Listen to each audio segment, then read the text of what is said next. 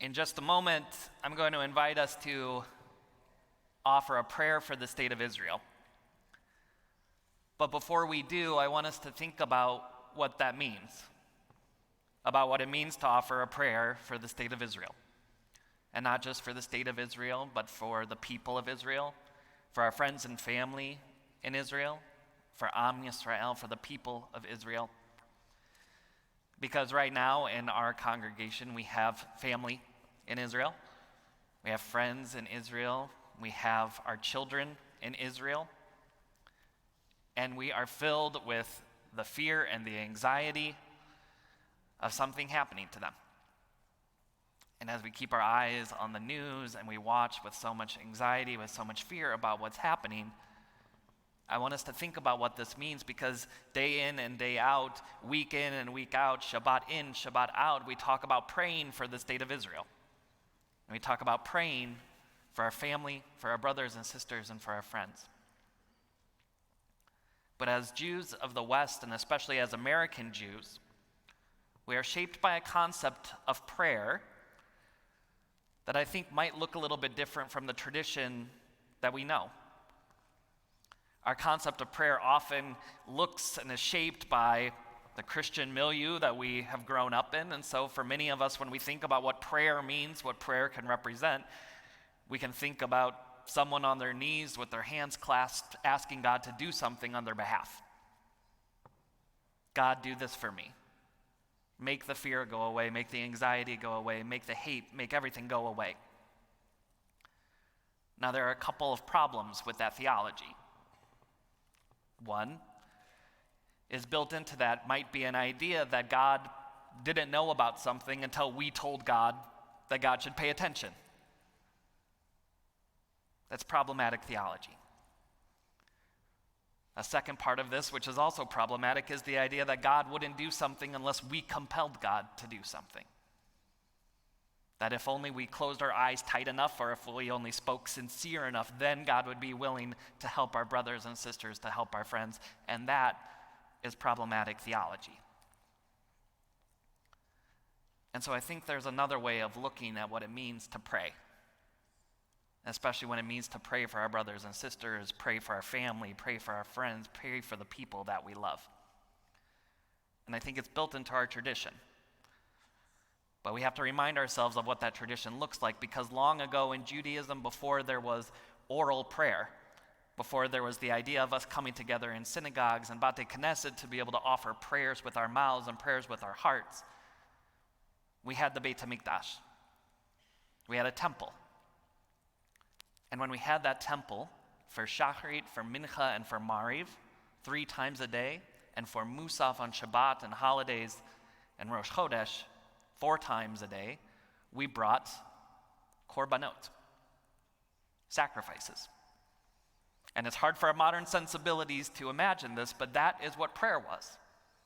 To take an animal, something that was valuable to us, to bring it to the Kohanim, and for the Kohanim to offer it up on our behalf for one very specific purpose. Not that God would magically make something happen, but that if everything went right, that if that offering, that korban, was offered with sincerity and with intention, with kavanah, then something incredible would happen called communion. The idea that God, the Kohanim, and all of Am Yisrael in that moment, in that sacred, holy moment, would be connected. That everything else would fall apart. The world around and all the shtuyot that exist in the world would disappear, and in that moment there would be only the connection, the beautiful, holy kesher that connects all of us to one another. And I think we need to hold on to that idea of prayer. Because if prayer could just magically make all of the tsuris and the hate and the anxiety go away, that would be a dream. But that's not what it does. But it offers us the next best thing, which is now with our words and with the sincerity of our hearts, we offer a korban. Our prayer, our tefillah, is quite literally to take a chunk of our heart and to offer it to those that we love. Not that all of the problems of the world just disappear, because that's not how it works. But that if we offer it with sincerity, if we offer it with our tears, with our heart, with the real feeling, with the real mashma'ut that comes in this moment of fear and anxiety, then the people that we love feel it. They're not words, they feel it. Deep within their goof, deep within their lev, that they can stand up in courage in this moment and know that they're not alone. That's what prayer is. If you think about it like a giant circuit, it is the connection that keeps us all lit together, that keeps everything going. That is our prayer. It keeps our light shining together. The great Rabbi Abraham Joshua Heschel talked about prayer and said, prayer may not save us, but prayer may make us worthy of being saved. That is the essence of our tradition. Not that we compel God to do something, not that we remind God of something that God doesn't know about, but rather that we bring to God a chunk of our heart and say, connect us to one another, connect us to you, that we may all know our own peace, that we may know the love and the understanding and the compassion that comes with being a united people.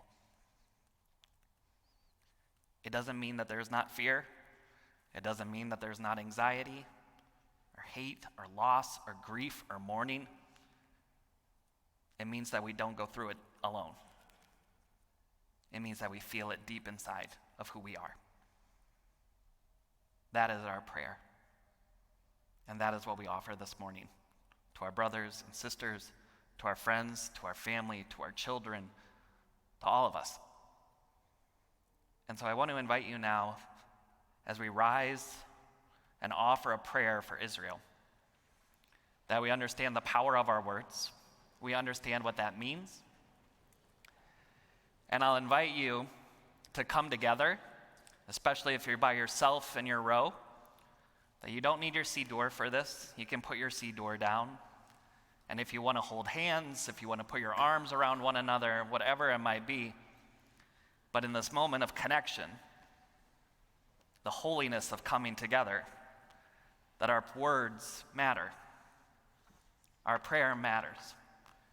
It may not save us, but it may make us worthy of being saved. We'll offer now a prayer for the state of Israel.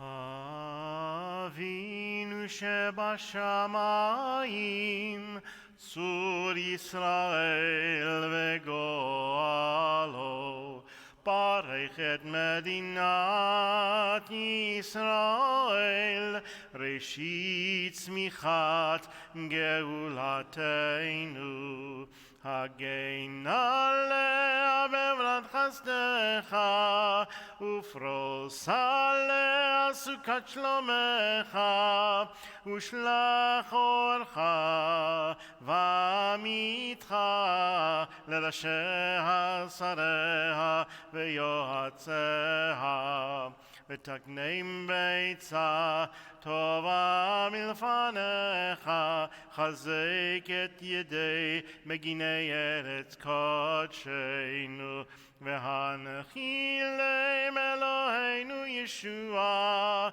V'ateret nitzachon teatreim, V'natata shalom ba'aretz, V'simchat olam leyoshveha, V'nomar Amen. Amen. May we know healing, may we know peace, may we know that we're always in this together.